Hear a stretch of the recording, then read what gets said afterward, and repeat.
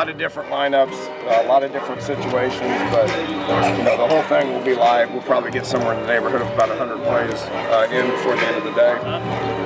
Put guys in situations and see how they react. So it's our first full live scrimmage, and you guys are welcome to write what you want. I'll be anxious to see what you say. Any questions?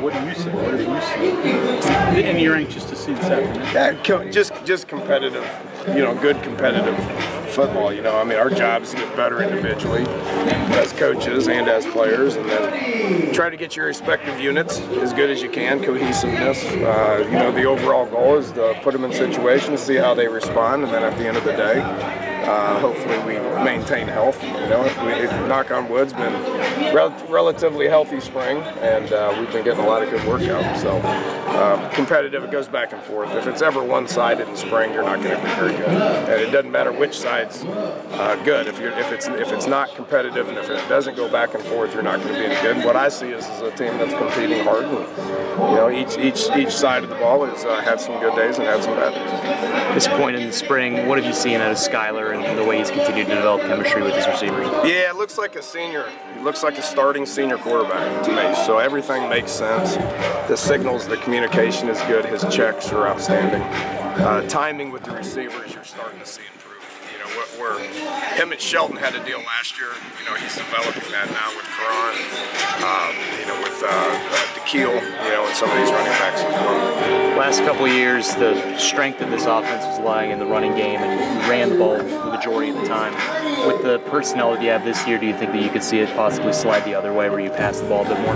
Yeah, you got to be able to do both. I mean, I think we showed in the bowl game that we can throw the ball as good as anybody. I mean, it's just the cohesiveness of the timing.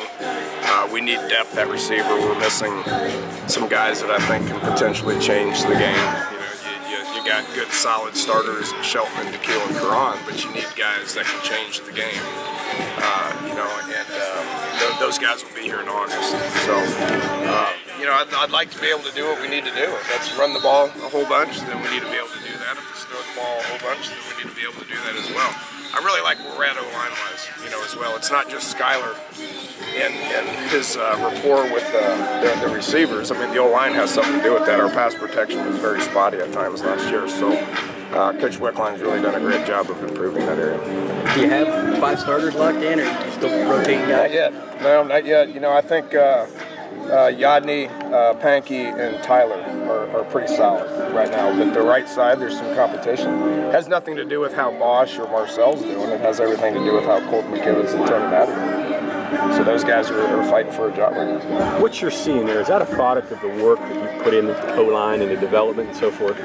Yeah, I mean, we're in a pretty healthy spot, you know, and you know, a lot of people have been asking me, why'd you hire 2 O-line coaches? I go, well, there's 20 kids there. I mean, that's hard for one guy to be able to keep track of. I mean, there's so many. I mean, the way the NFL does it, you got 2. Everybody has 2. So those guys are really working well together, and the tackles and the tight ends are getting a lot of individual attention with Coach Wickline. And then Coach Crook's strength, the reason I brought him here is what he can do with the interior O-line and get those guys playing, you know, pretty nasty in the run game and the pass game as well. Daniel, last week, over the last week, what are the 2 or 3 things you have to accomplish most going into the spring game? Yeah, you know, we had our last full practice on Thursday. So we've had 10 practices where you've had a lot of drills, a lot of, you know, unit drills and all that. For the, you know, the remainder of spring will be just a whole lot of scrimmaging. I mean, it's live situations. What you see today, we'll do the same thing on Thursday. We'll do the same thing down at the Greenbrier. It'll be a full spring scrimmage. We're looking to get about 300 reps, live reps, those 3 practices. We got to have one more helmets practice on Tuesday, which will, you know, just give us a chance to really just kind of slow things down and teach a little bit. But for the remainder of spring, it's put the ball down and play ball. What you see today is what you're going to see about 3 times, including the spring game.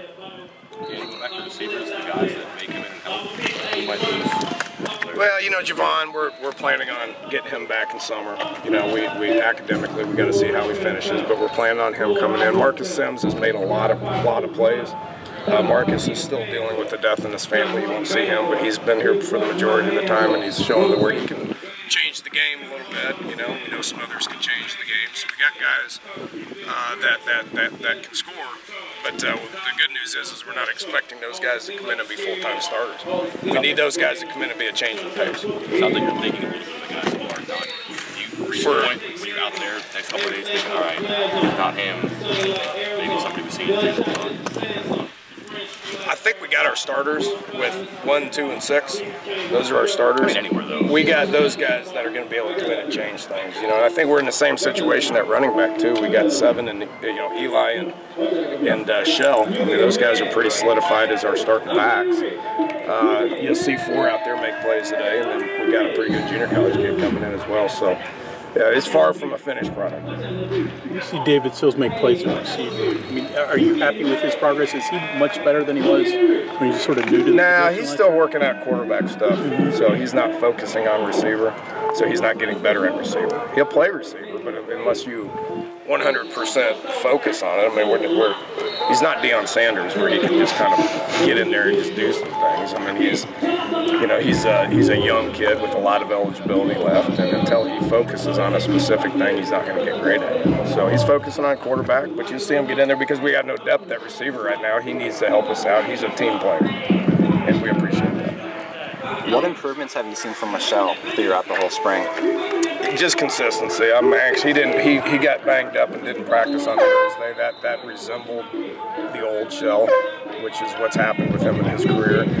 He's going today. We'll see how he performs. He needs to be a badass all the time, and not just every now and then. You know, so that's what he needs to continue to focus on.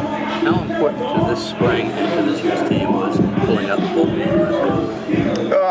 I mean, it's a lot of momentum, but being able to use that time to improve the pass game, there's a lot of carryover with that. One, it's confidence, and just the rapport with Skylar, the O-line, the receivers. I mean, all that's important, and then just having all those pieces of the puzzle, being able to come back and work on it all spring and continue it into the summer is going to be big.